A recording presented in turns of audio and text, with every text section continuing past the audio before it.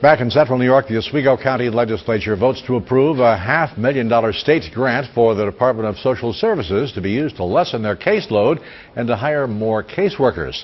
All this comes a year after the death of 11-year-old Erin Maxwell. Our Kelly Quinn has just returned from the legislature meeting and joins us tonight with the details. Kelly.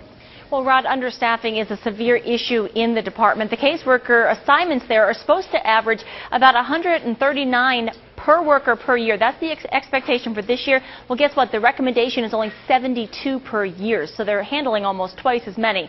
With this money, Commissioner Fran Lanigan says they'll go from 20.5 investigative caseworkers to 39.5.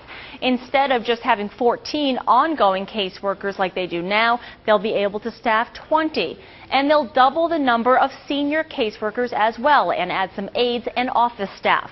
This news comes a week after a Cornell report was released. This is the fourth assessment of the department since Erin Maxwell died last August. It recommends improving the process and supervisory practices, along with hiring more staff, getting more technology, and training. I asked Lanigan today if this additional staff was in place when they had the Maxwell case. Would the outcome have been different?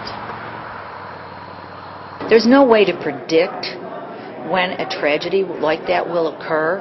What we're trying to do is put into place the best practice that we can to avert, to avoid, to bring in all the resources we can humanly do as a community and as an agency to avoid these kinds of circumstances. The nature of the system is you investigate after something happened.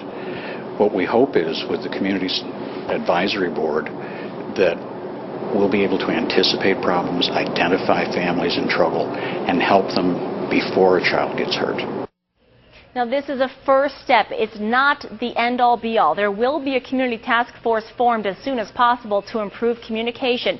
This will include neighbors, schools, code enforcement officers, legislators, an entire gamut of people. Lanigan says it will then take time to get new staff in place. They have begun that process, but they haven't hired anyone yet. And then there's significant training that still has to occur. So it could be a couple of years until we really see a difference. Rod?